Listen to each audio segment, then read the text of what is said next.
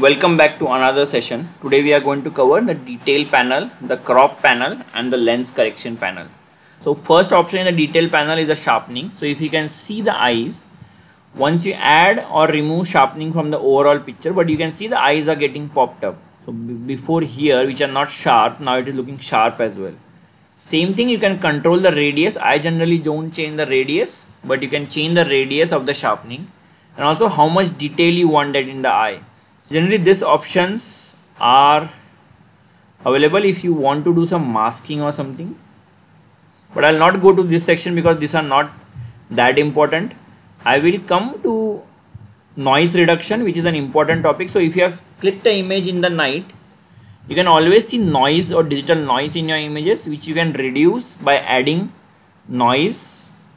So it reduces the noise and you can control the detail on that noise as well.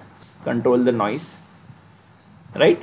So the image is already looking nice and sharp, and her eyes are also looking very sharp and clear. The focus goes to the eyes. You can always do color noise corrections as well, if reductions, if you have done something wrong in your color ones. I generally don't tend to do that. Coming back to the next panel is the crop panel, where you can actually crop your image. So you can see a lot of options on the right hand side. So you can always choose for your Instagram, like Instagram is generally 4:5, so you choose your image by 4:5 while posting it to Instagram, or you can choose 8.5:11 to posting for your Instagram stories, or you can choose other sizes as well. I generally do it for 8.5:11 because I post it to Instagram. You can always straighten the horizon automatically by clicking on this icon, so it always straightens and you click. You can always rotate the image if you want. If you have done something horizontally and you want it to be this one, in this case we don't want it. Same way clockwise and anti-clockwise. You can always flip the image if you want using this option, or upside down as well. So that's the option. So if you see, this is looking a bit more crooked than that one because it looks for a horizon line. So horizon line is looking the way behind the subject is a bit different. So I'll go back to the undo crop, right? And what I'll do is manually I will change the rotation. If you see the slider here, I think if I align with this, this one looks correct. Now it is aligned correctly. The next option what you want to go is the lens correction.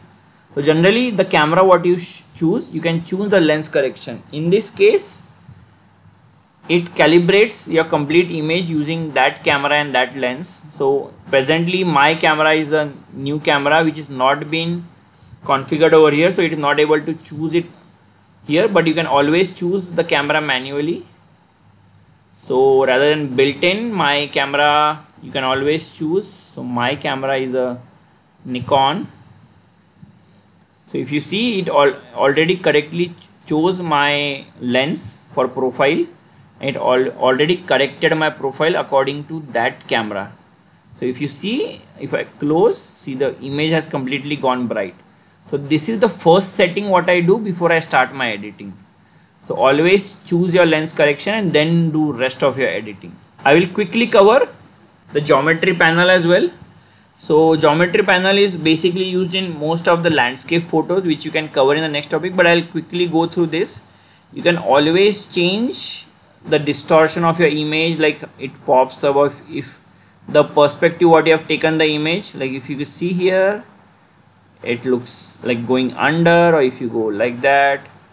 Same way vertically, if it is, I'm just showing you, you should not be doing in this image unless it's incorrect in geometry.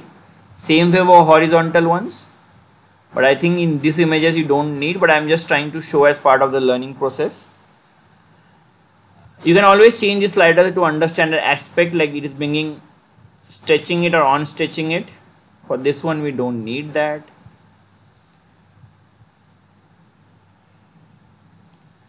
And scale is looking, offset is actually you moving the complete image to the other side or not to the other side. So like if you have like have white areas in your image, and if you want to crop that, you can always move the offset. And same thing for the X offset, you can move up and down as well. So that covers all the topic for today. Thank you for watching this video. Please like and share the video, and don't forget to subscribe to our channel, and stay tuned for next videos.